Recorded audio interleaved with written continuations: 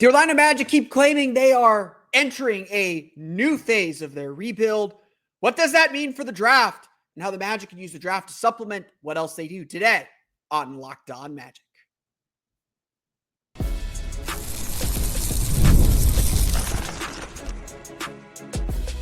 You are Locked On Magic, your daily Orlando Magic podcast, part of the Locked On Podcast Network, your team every day. And you are indeed Locked On Magic. Today is June 3rd, 2025. My name is Philip Rossman-Reich. I'm the senior writer over at OrlandoMagicDaily.com, credentialed member of the media since 2011 or 2012, somewhere in that vicinity. It's been a while. On today's episode of Locked On Magic, what the Magic are looking for in the draft, how it can supplement what else they're doing in the offseason. We'll talk a little bit about some players who could replace the players we think the Magic might be trading. We'll get to that coming up here in just a moment. First, we want to thank you again for making Locked On Magic your first listen of the day. No matter when you listen to us, whether it is your first listen of the day or whether you're listening to us at any point during the day, we truly appreciate you making Locked On Magic part of your day every day. We truly appreciate those of you who do make Locked On Magic part of your day every day. Our everydayers are awesome. Join the crew. Subscribe to us wherever you download podcasts, the Locked On Podcast Network. It's your team every day. The draft has taken a bit of a backseat to this offseason. You know, you look at this Magic team, they are one of the youngest teams in the league still. They're a team that is in need of some serious injection of offense. They are a team that has a lot of things they have to find. And we'll get to it later this week, how the Magic do need to focus on these needs over the traditional things the Magic usually pick players for. If they're going to use one of these draft picks, they need to be valuable. They need to help this team. They need to take a step in the right direction. Now, again, the Magic are working on multiple fronts here. And the draft and free agency and offseason acquisitions, they all go hand in hand. So regardless of what the Magic end up doing, and look, I traded one of my picks in the Locked On mock draft. I kept the other one. Regardless of what the Magic are doing, they need to get value out of this pick. And, you know, again, a very fair criticism of Jeff Weltman is that he has not maximized his draft picks. Yes, he has gotten the big ones right.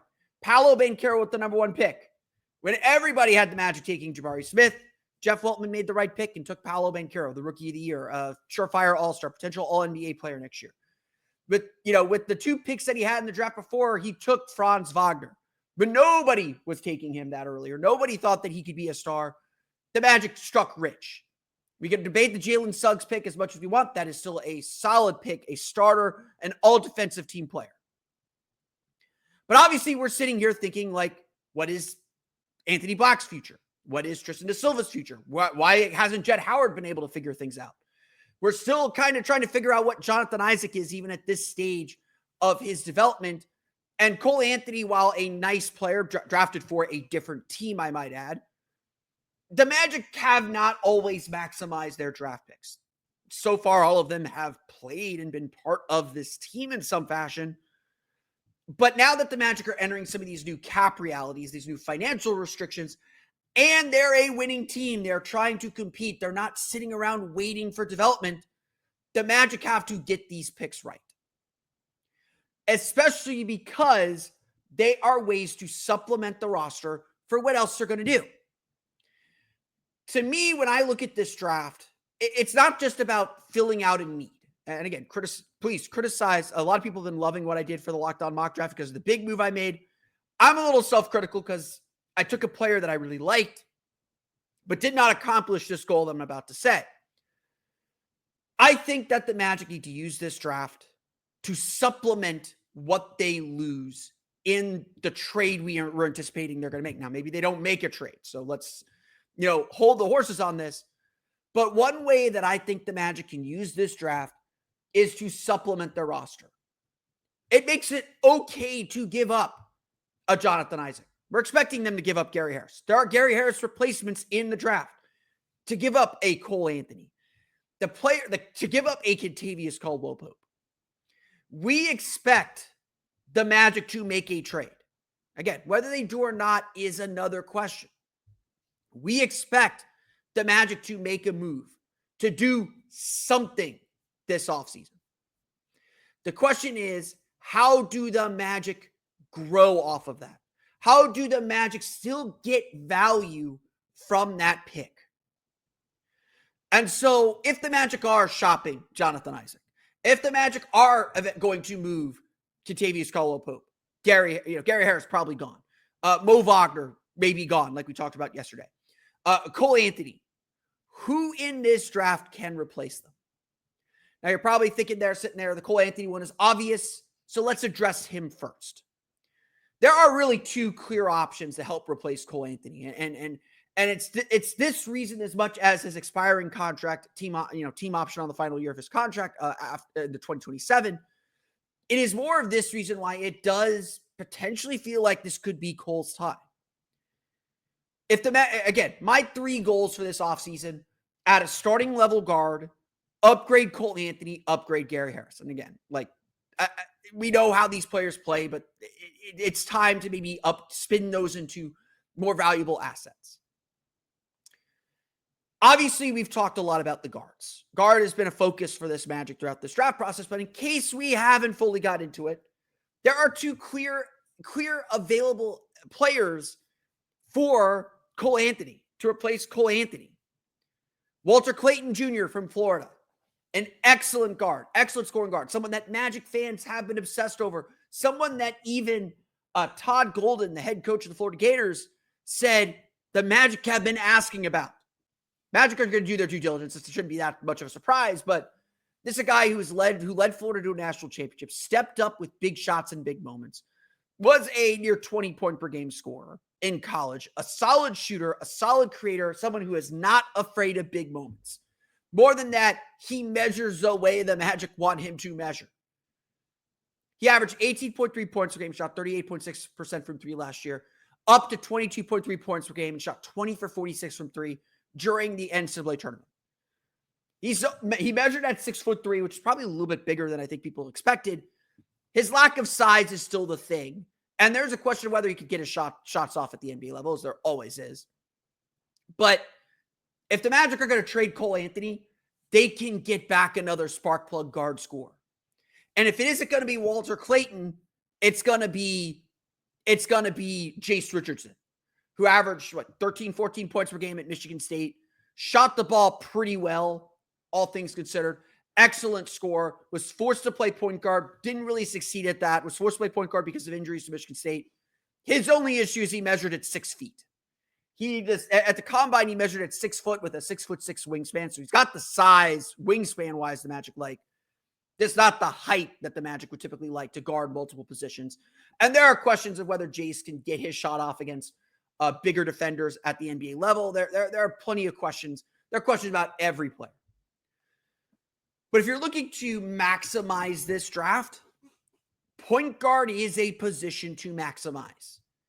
If it's not Jace Richardson, if it's not Walter Clayton, it's Nolan Traore, it's Ben Seraph, it's Igor Demin.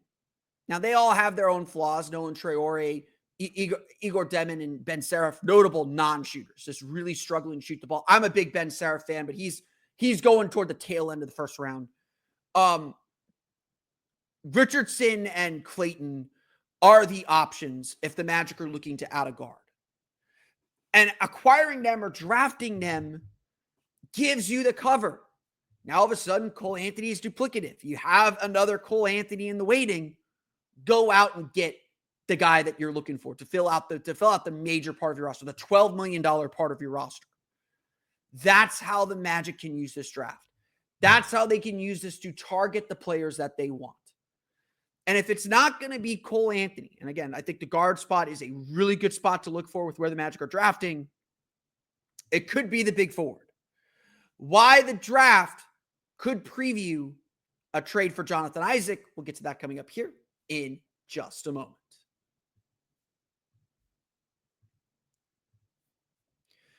But first, today's episode of Locked On Magic is brought to you by our friends over at OpenPhone. If you're running a business, you know that every missed call is money left on the table. Think about the last time you had an urgent need, maybe for a plumber or a service provider. If the person didn't answer, did you wait? Probably not. You moved on. That's why you need OpenPhone. OpenPhone is the #1 business phone system built to streamline and scale your customer communications, all from an app on your computer or phone. OpenPhone lets you manage business calls and text from a single app. Their shared inbox feature is a game changer. Your team can jump into any conversation instantly without missing a beat, and their AI agent handles after-hour calls, answers common questions, and captures leads so you never miss a customer. OpenPhone is offering our listeners 20% off your first 6 months at openphone.com/LockedOnNBA. That's OpenPhone, OpenPhone.com/LockedOnNBA. That's Locked On NBA, 2 N's in there. And if you have existing numbers with another service, OpenPhone will port them over at no extra charge. OpenPhone, no missed calls, no missed customers.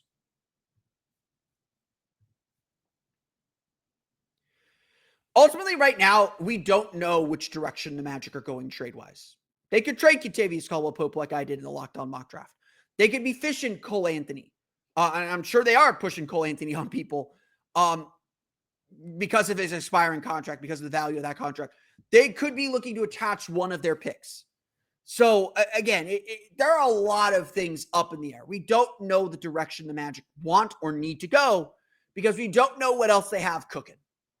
However, we are pretty confident that the 3 main trade objects that the Magic have or the Magic might be willing to part with are Cole Anthony, Kentavious Caldwell-Pope perhaps, Goga Bitadze for sure.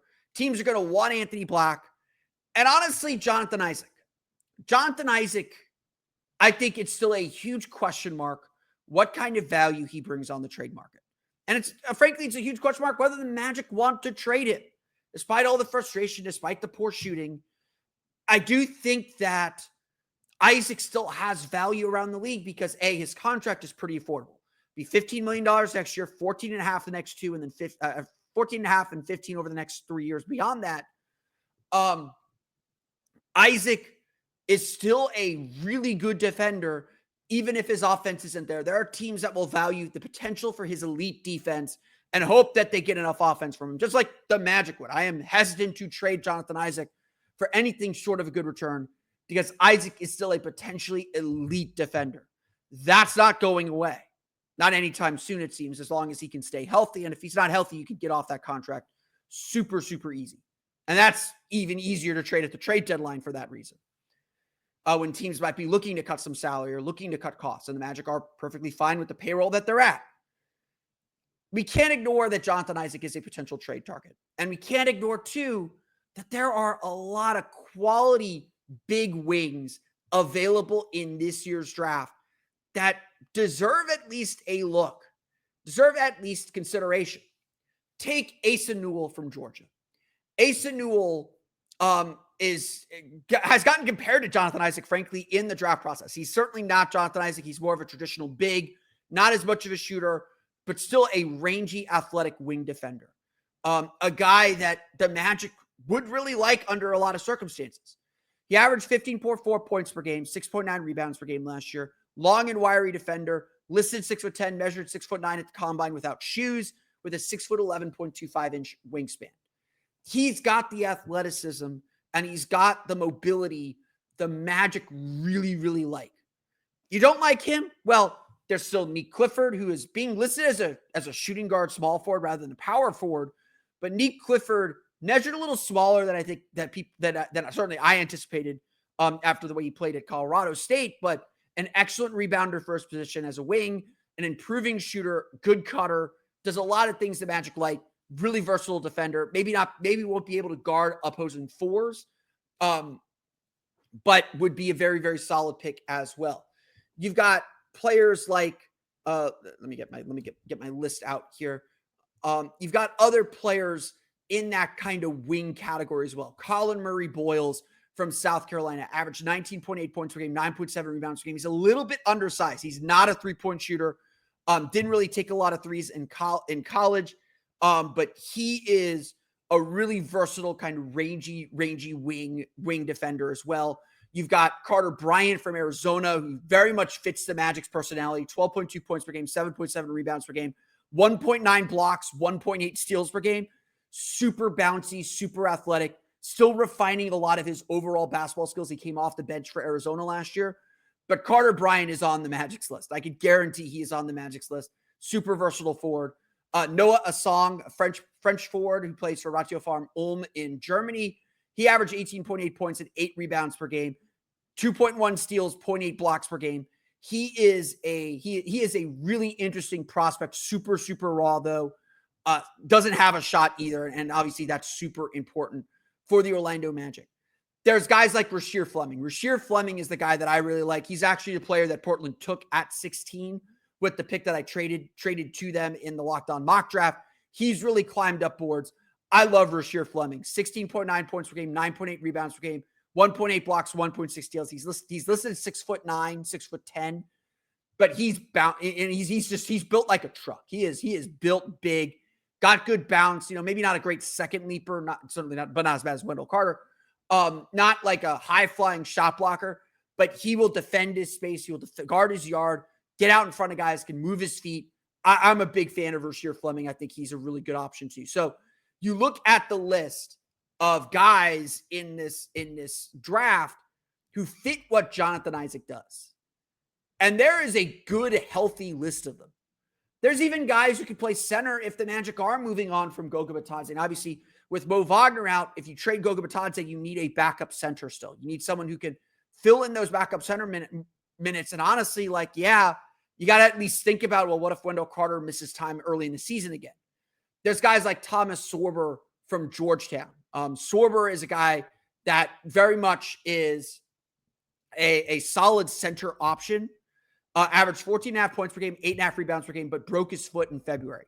He recorded the second longest wingspan at the NBA draft combine, though. 6'9.25" without shoes, with a 7'6" wingspan.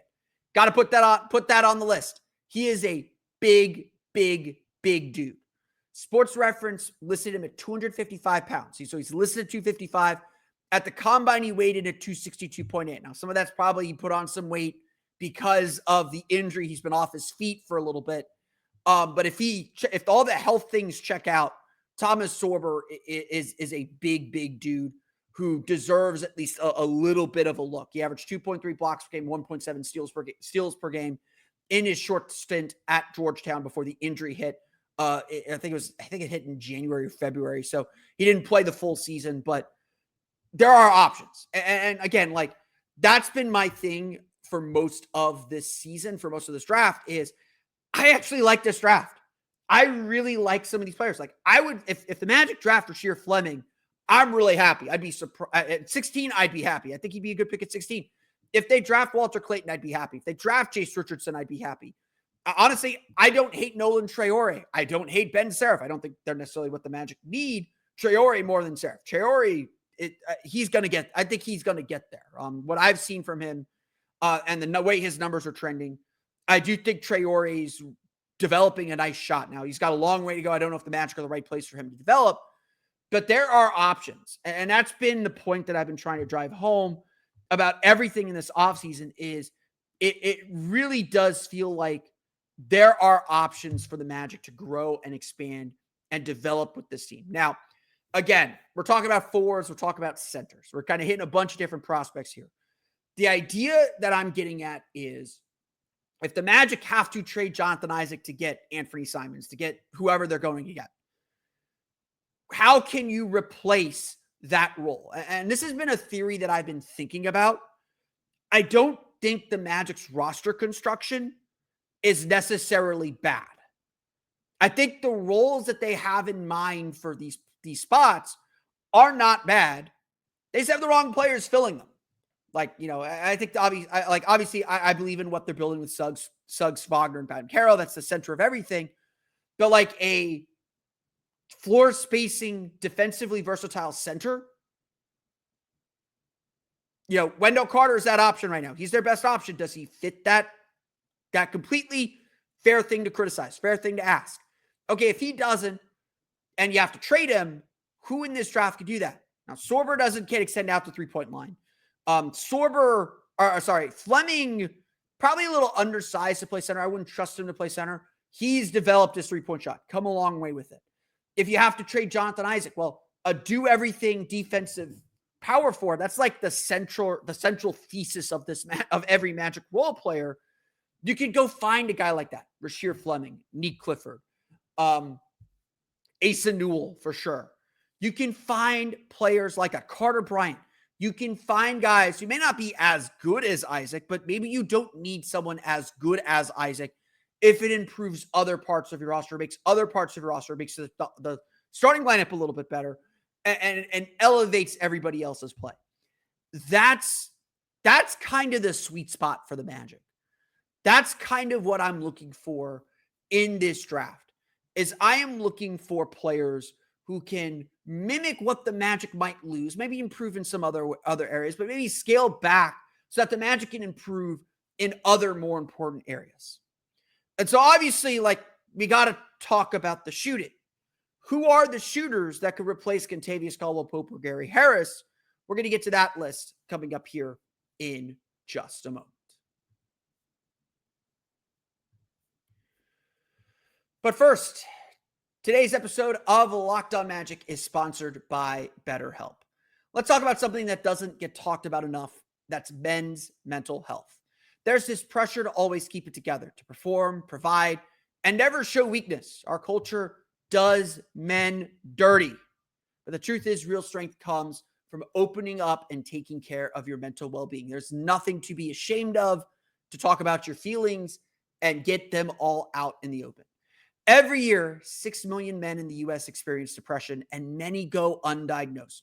But talking to someone, a friend, a loved one, or a therapist can make a huge difference. Therapy isn't just there for moments of crisis.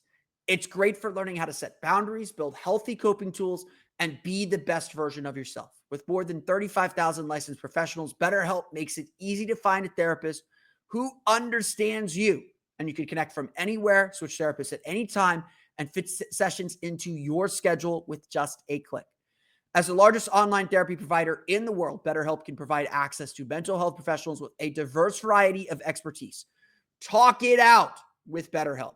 Our listeners get 10% off their first month at BetterHelp.com/LockedOnNBA. That's BetterHelp, HELP.com/LockedOnNBA.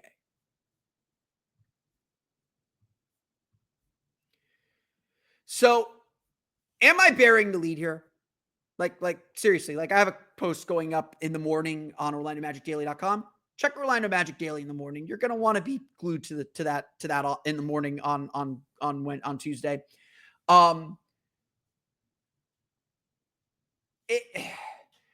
bearing the lead here.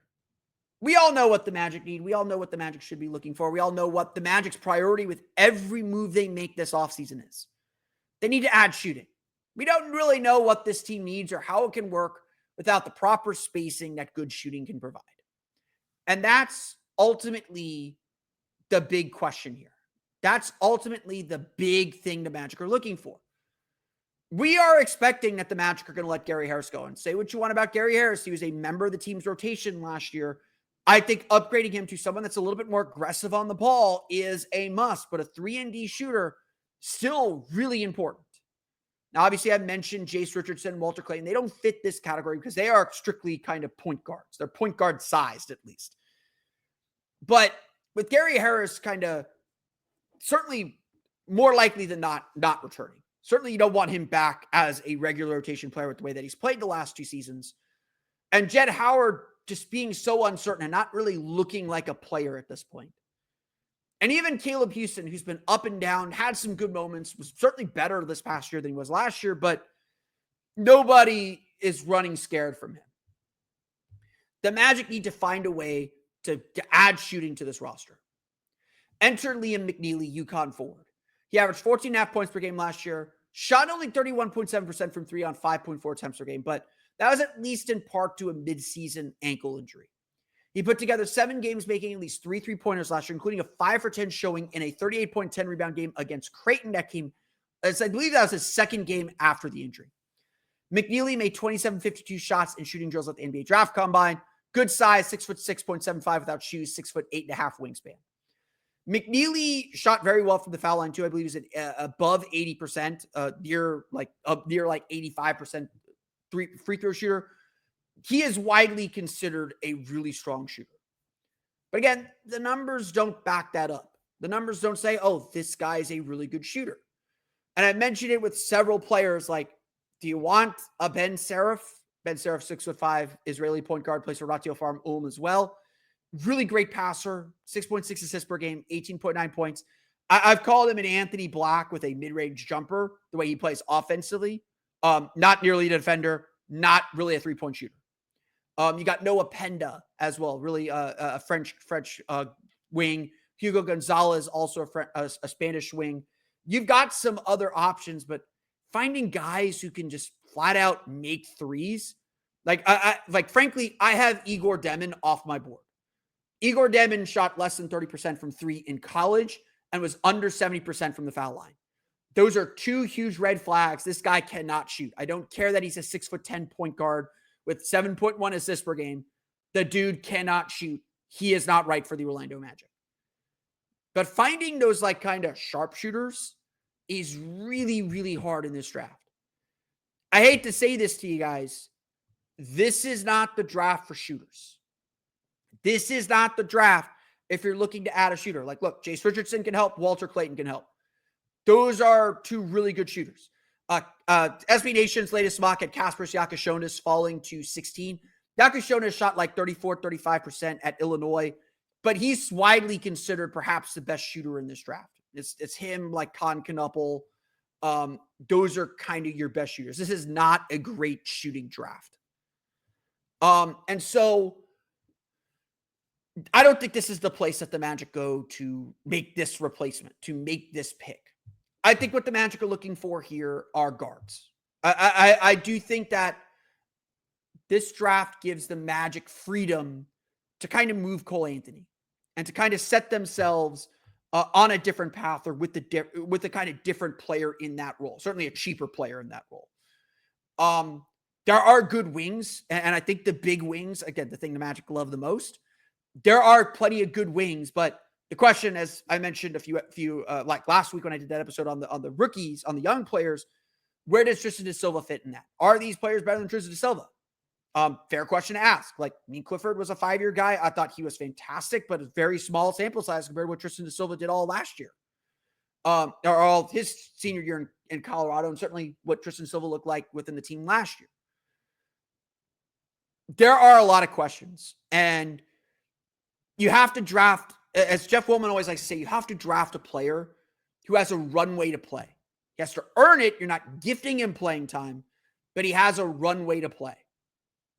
And so part of building that runway is understanding how this draft fits into the rest of the offseason. And that's why I think that the Magic are going to use this pick to make up for something they lose in a trade. To give up something good, you got to get something good, you got to give up something good. This draft, whichever pick they keep, or if they keep both of them, will supplement what they lose. And as I mentioned throughout the course of this episode, there are clearly options. There are clearly players that I feel like, again, if you've listened to this pod, every year I come on here and tell you, I don't like this draft. This draft falls off at 15 or 14 or 13. And what do you know if the Magic are drafting 16? Or I don't really like the options at 6. I don't really like, none of these guys are a perfect fit, especially for kind of the talent that you expect at 6. I'm not saying that this year. I'm telling you, I like this draft throughout much of the first round. Honestly, when we did our Locked On mock draft, I felt forced to take Walter Clayton because he was the only guy that I really liked left on the board. I am not a Liam McNeely believer. McNeely was available. Perhaps I should have taken him instead, considering what I gave up in the Simons deal. I'm not a big McNeely guy. I'm a big Clayton guy. I really like Clayton. And so the Magic have this opportunity to add something valuable. And I think this is a good draft to have 2 picks in. It's a good draft that if you have to give up 16, you should still get something good at 25. Again, I like Banchero. I'm not against taking Banchero. I don't think he's the right fit for this Magic team, but I'm not against it. And there are some other players, people like Cam Jones. I'm a little skeptical on Cam Jones. Adutiero's made some inroads after a strong combine. Maxime Reynaud of Stanford, a 7'1" center, double-double guy, 21.7 points per game, 11.4 rebounds per game. He's certainly an option. There are options out there. So the Magic, I think, will be in a good spot at the end of the day. The question is, how do they use this draft to fit in with the rest of their offseason? Trust me, that Wednesday of draft night, we are going to learn a lot about what the Magic are doing for the rest of the offseason. I anticipate the Magic will make their big move on draft night, or at least we will know what direction they're going in, because a lot of those decisions have to be made, obviously, June 29th with the team options, but a lot of things are going to the dust is going to start to get settled on draft night. Right now, it's all a mystery. I don't know. I can't tell you that I know which direction the Magic are going. I have no clue. I obviously have some ideas. I pitched and worked on some ideas during our mock draft exercise, but I have no clue what the Magic are trying to do. We will know more on draft night, but we'll see what happens when we get there. I want to thank you all again for listening to today's episode of Locked On Magic. You can, of course, find us on Twitter. You can find me on Twitter at @PhilipR_OMD and on Blue Sky at PhilipRR. You can subscribe to the podcast on Apple Podcasts, Stitcher, TuneIn, Himalaya, Google Play, Spotify, Odyssey, and all Filming Style podcasts to your podcast-enabled listening device. For the latest, you can also find us on YouTube. Just search for Locked On Magic. For the latest on the Orlando Magic, be sure to check out OrlandoMagicDaily.com. You can find us on Twitter at OMagicDaily. And for even more Orlando Magic content, be sure to check out my Patreon page, Orlando Magic Hub, at patreon.com/Orlando Magic Hub. As always, thank you for your support. Now that you're done listening to Locked On Magic and making it your first listen of the day, go make your second listen, the Locked On NBA Big Board Show, to get more on the NBA draft. NBA draft expert Rafael Barlow reacts to every workout, interview, and rumor leading up to the NBA draft. Find Locked On NBA Big Board on YouTube or wherever you listen to podcasts. That's going to do it for me today. I want to thank you all again for listening to today's episode of Locked On Magic. On tomorrow's episode of Locked On Magic, I can't tell you about it. It's a secret, but you'll know about it on Tuesday morning, and we'll talk about it once it's live.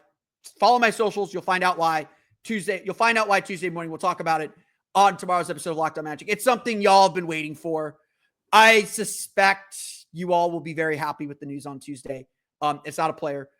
It's something y'all have been waiting for. I suspect you'll be very, very happy. If you're not, you'll let me know, because I'm going to post plenty of stuff on the socials throughout the day. We'll talk about it, though, on Tuesday. I want to know what you think, actually. So go ahead, drop your comments on my socials. Follow me on the socials at OMagicDaily, at PhilipR_OMD.